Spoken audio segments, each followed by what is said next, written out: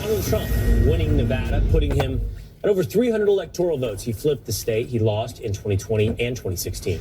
Trump is now edging closer to an absolute clean sweep of all battleground states. He currently holds a 6-point lead in Arizona, which is the only state that has not been called yet. Meanwhile, in Nevada, Democrat incumbent Jackie Rosen has been reelected, fending off a close challenge from combat veteran Sam Brown. Republicans are now in striking distance of a House majority as well. With nearly 24 races still close to call, the GOP has 212 seats. It needs to win 6 more to keep the majority.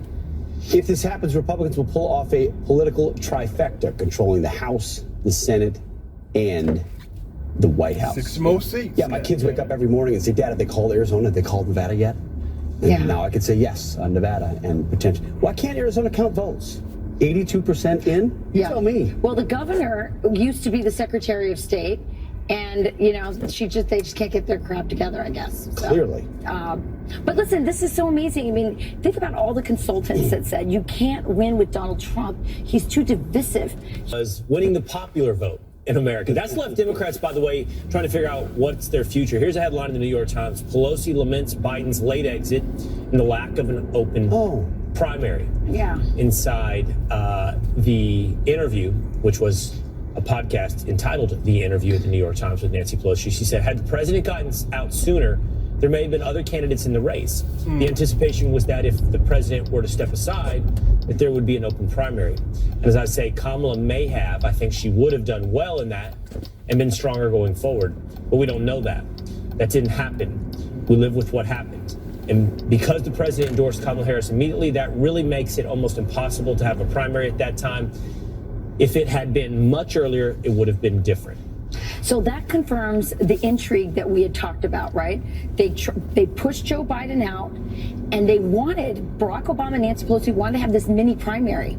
But Joe Biden was so ticked off at what they did. What he said was, I'm going to immediately endorse Kamala, which made it impossible to have that primary and get who they really wanted to put forward. And all of this has blown back on Nancy. Barack Obama's trying to step away from it and saying it's not me.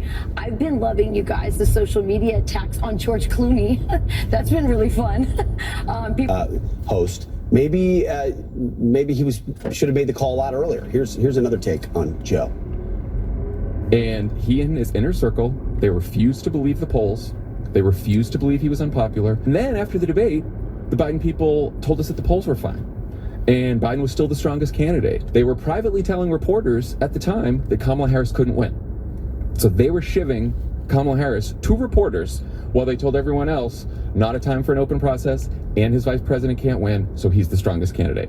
Then we find out, when the Biden campaign becomes the Harris campaign, that the Biden campaign's own internal polling at the time when they were telling us he was the strongest candidate showed that Donald Trump was going to win 400 electoral votes. That's what their own internal polling said.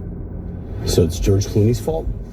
I mean, I think the whole thing goes back to Joe, and I mean, there is. What this all prevents, though, is them actually having a postmortem of what it means to be a Democrat, what they've stood for over the last 3.5 years. Not just, well, could it have been Joe? Should it have been somebody else? Should it have been a better candidate? Like, they've got fundamental flaws as a left-wing movement that's overreached into this lunacy land.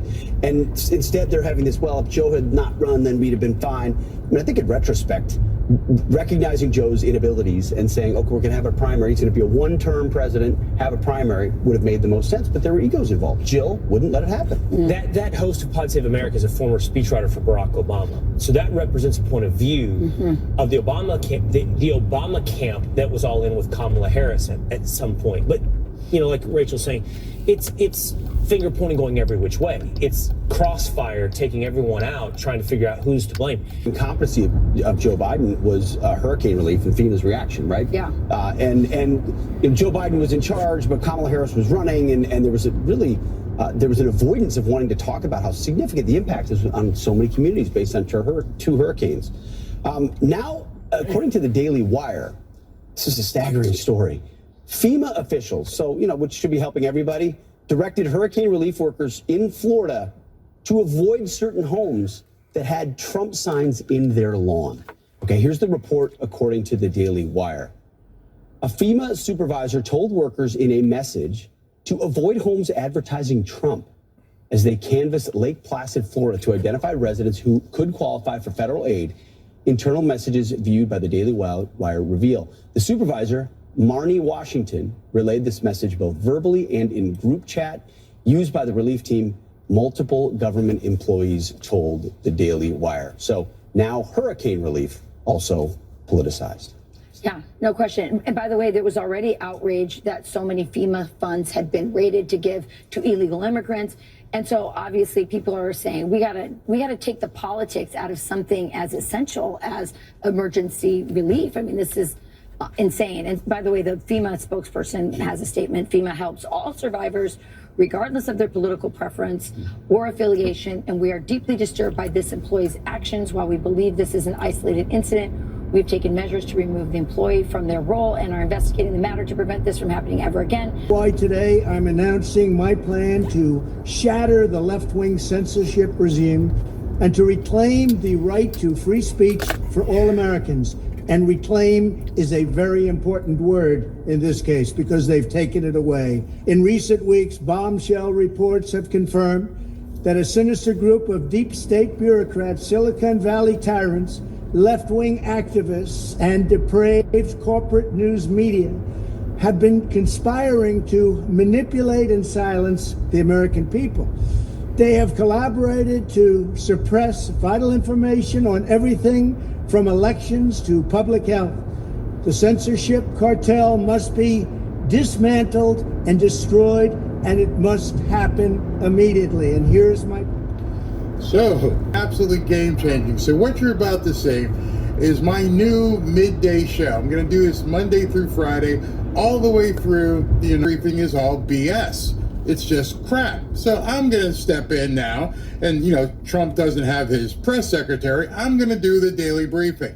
I'm going to bring you the breaking news during the day, compiled into one quick video, maybe 60 minutes or so, and I'm going to show you everything that's happening because, damn, it's happening fast. You wouldn't believe the stuff that's going on right now. So I'm going to start with this video, which is stunning to say the least. And these people up here, it's about to change, buddy. I'm about to be able to say what I want to say, or else I'm tired of being censored. I'm tired of telling me what I can't say and suppressing a video or demonetizing this or demonetizing that because some of his Fifi's got all hurt. Trump's coming in, and like Tucker Carlson said, Daddy is coming home, and he's pissed as hell. Listen to him. First, within hours of my inauguration, I will sign an executive order banning any federal department or agency from colluding with any organization, business, or person to censor, limit, categorize, or impede the lawful speech of American citizens. I will then ban federal money from being used to label domestic speech as mis or disinformation. And I will begin the process of identifying and firing every federal bureaucrat who has engaged in domestic censorship, directly or indirectly, whether they are the Department of Homeland Security, the Department of Health, Human Services, the FBI, the DOJ, no matter who they are. Second, I will order the Department of Justice to investigate all parties involved in the new online censorship regime, which is absolutely destructive and terrible, and to aggressively prosecute any and all crimes identified. These include possible violations of federal civil rights law, campaign finance laws, federal election law, securities law, and antitrust laws, the Hatch Act, and a host of other potential criminal, civil, regulatory, and constitutional offenses. Wow. And he's not even half done in terms of how he's going to come after all these people who have been incessant about shutting you up and shutting me up. It's about to be a whole new day come January. It's amazing already. He's only been elected for 3 days, and things are getting blown up all over the place. let's continue. To assist in these efforts, I am urging House Republicans to immediately send preservation letters, and we have to do this right now, to the Biden administration, the Biden campaign, and every Silicon Valley tech giant, ordering them not to destroy evidence of censorship. All right, so letter preservation. You've heard the saying before when people say, govern yourself accordingly and preserve your documents. Meaning, I'm putting you on notice as the president-elect, soon to be the president, and we need to see everything, all the communications you've had with Zuckerberg. We want to see it all. We want to see who was involved in doing all of this stuff to America. What media outlets were involved, which government officials were involved. Can you see where this could go? The entirety of the censorship, woke BS is about to get blown up. I mean, just throw a hand grenade into it. I don't know who's involved, but I'd want to get a chair before the music stops. I'm pretty sure you people here, you know who I'm talking about, need to get belly up with him and say, okay, yeah, they made us do it. They made us shut up Barry and all these other people. They made us do it. Okay, give us some names. We want to know who did it, how did they do it, when did they do it, how often, what'd you get paid? I want to know it all. And it all needs to be completely transparent. Remember, this is the third day since he's been elected, and already you've got people scurrying, looking for private jets, trying to get the hell out of Dodge. Third, upon my inauguration as president, I will ask Congress to send a bill to my desk revising Section 230 to get big online platforms out of censorship business. From now on, digital platforms should only qualify for immunity protection under Section 230 if they meet high standards of neutrality, transparency, fairness, and non-discrimination. He's talking to y'all up there. Ooh, this is about to get good. We should require these platforms to increase their efforts to take down unlawful content such as child exploitation and promoting terrorism, while dramatically curtailing their power to arbitrarily restrict lawful speech. Fourth, he's only on number 4 now. I don't know if you caught up with all this stuff. And I saw this video and I just went, oh my God. Now, some of you may not be in content creation, so you're like, well, how does this affect us? Well, it affects you because you actually get to hear what they've been trying to hide from you for years. Those of you who may have run afoul of Mark Zuckerberg or the people here or elsewhere, pre-Elon Musk Twitter, all this stuff now is going to be chopped down, eviscerated.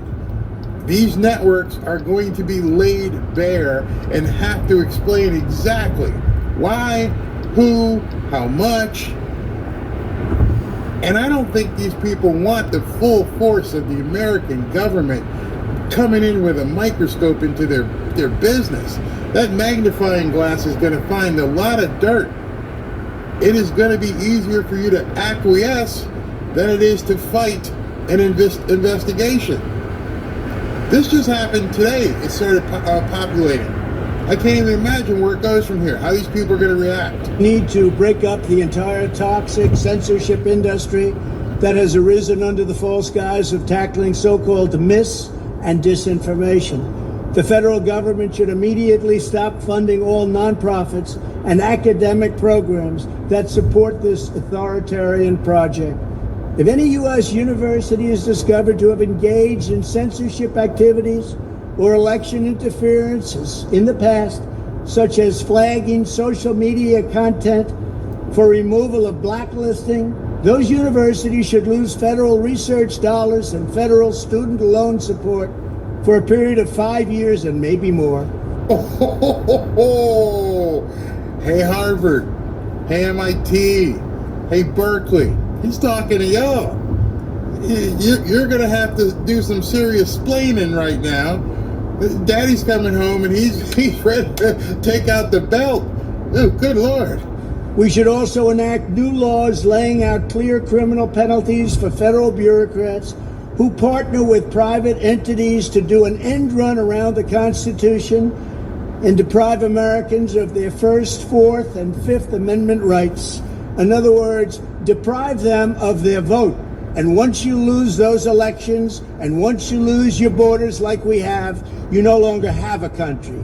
Furthermore, to confront the problems of major platforms being infiltrated by legions of former deep staters and intelligence officials. Okay.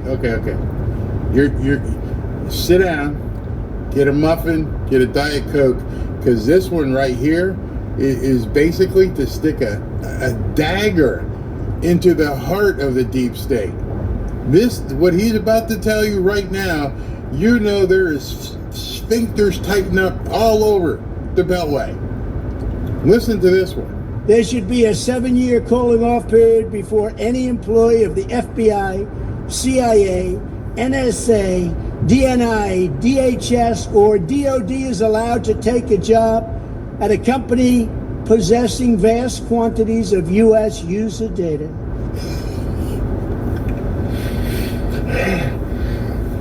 Named off all those alphabets and said, no. For 7 years, after you've served in the United States government, you're not going to be able to work at any of these companies. Any company that has compiled data on a United States citizen, you can't go work for. If you think about it, I don't know when this video was actually cut and how long it sat on his website where nobody really viewed it. But I'm sure some pretty important people have seen this video already. They've seen it a year ago.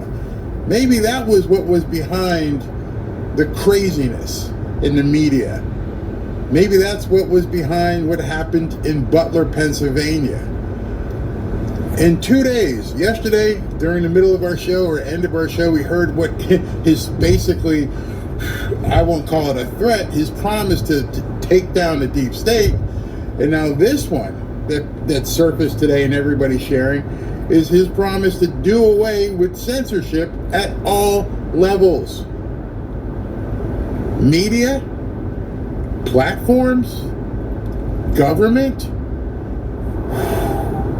This is everything they built their New World Order on. Being able to shut you up, being able to deplatform you, being able to demonetize you so you couldn't make a living. Because they deemed what you said not to be part of their best interest or somebody's best interest.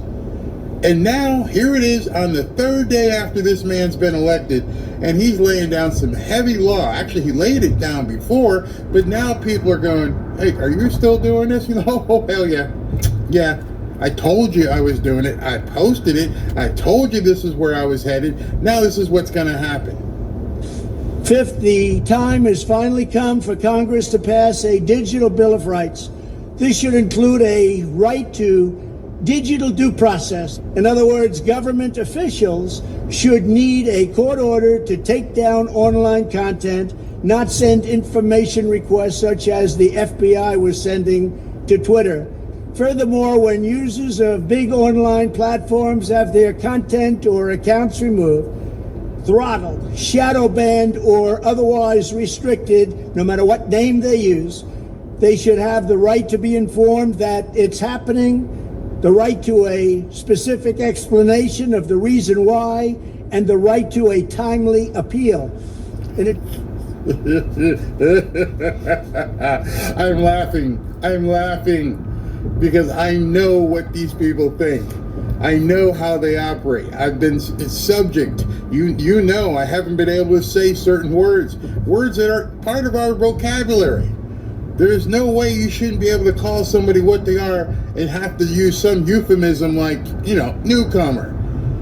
You should not have to use a different word for the big A when it's legal and it's discussed every single day, but I can't say the word for baby removal. I should be able to say legal things. I'm not breaking the law. It's not like I said, I'm not even going to conjecture there because that could get me in trouble. But if it's legal and it's part of our vocabulary, why the hell should I not be able to say what I feel because someone else doesn't want me to say it? Not because it's not legal to say it. I should be able to, however I want, to confront, to deny, to complain, to give my opinion about baby removal. If it was such a fantastic thing that everybody wanted, which obviously they don't, you just got your ass waxed in the election, then why would you stop people from talking about it? Why would you be telling people they can't talk about the newcomers when we see the crime that they're doing, the actual documented crime?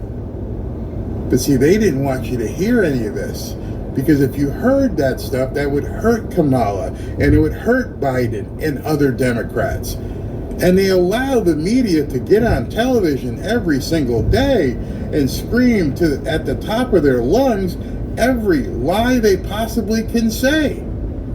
The propaganda campaign that those people put out are actually hurting people. I read you a text I got from a police officer who told me what was happening in schools here in Florida. But we're the ones they needed to shut up. We're the ones that they didn't want talking because they couldn't control us any other way. And I'm pretty sure Elon had a big part of putting this entire video and strategy together. Remember, Elon knows where the bodies are buried. Remember this thing called the Twitter files that they tried to say wasn't real? Oh no, it was real. It was 100% real. But you weren't allowed to discuss what happened with the Twitter files. And God forbid we discuss what happened with the Jabademic. Oh no, you can't talk about the Jabademic. That is just completely off limits. Do not even discuss that. This man's tearing that entire temple down to the ground. This man is just making it rubble at this point. You've got to believe in his mind, this is why these people were so afraid, oh, he's going to go on a revenge tour. Well, that's not revenge. That's just making things right. Don't call it revenge. Call it setting the table correctly. Putting it on an even keel so that we can actually talk and be a part of, a conversation about what's happening in everyday life. Why shouldn't we be talking about that little doctor who looks like an elf? Can't even say his name, by the way. If you say his name, you get triggered, but the bots come in. They'll say, oh, what are you saying about him? What are you saying? And you risk having things shut down because you can't even talk about it. We knew this had to change. Everybody who created content knew it had to change. And now it appears it's going to change. In addition, all users over the age of 18 should have the right to opt out of content moderation and curation entirely and receive an unmanipulated stream of information.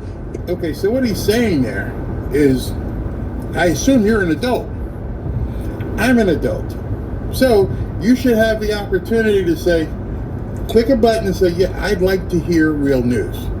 Basically, that's what he's saying. You don't need filters. You don't need to have somebody say baby removal. You can actually say the word. You're an adult. You're okay hearing it. We're not 12. We're talking about real issues that affect Americans. And our opinions matter. Our opinions matter to ourselves, and our opinions matter to people who want to hear them, whether or not they agree with them or not. See, that's a problem that this country has gotten at this point, is not only do I not want your opinion, I don't want anyone else to hear your opinion. Of course, unless you're Joy Reid or Rachel Maddow or some of those nuts. They have systematically turned the spigot off of certain people and said, you can't play. They chased Dan Bongino over to Rumble. He's doing well, but why was he chased off to begin with? Why doesn't he have the opportunity to speak here? And so on and so on. Why does Alex Jones not have the right to speak here? Oh, because he said some things that hurt some people's feelings. I'm going to opt in. I want to hear what he has to say. Can I do that? No, he just can't even come here. Oh, at all? Nope, you can't even hear what the man has to say. You can't hear, if you wanted to laugh at him, you can't hear it. You don't have the mental capacity to discern whether something is real, entertainment, or just flat out, quote, disinformation. You don't have that ability, says these people here in Mark Zuckerberg.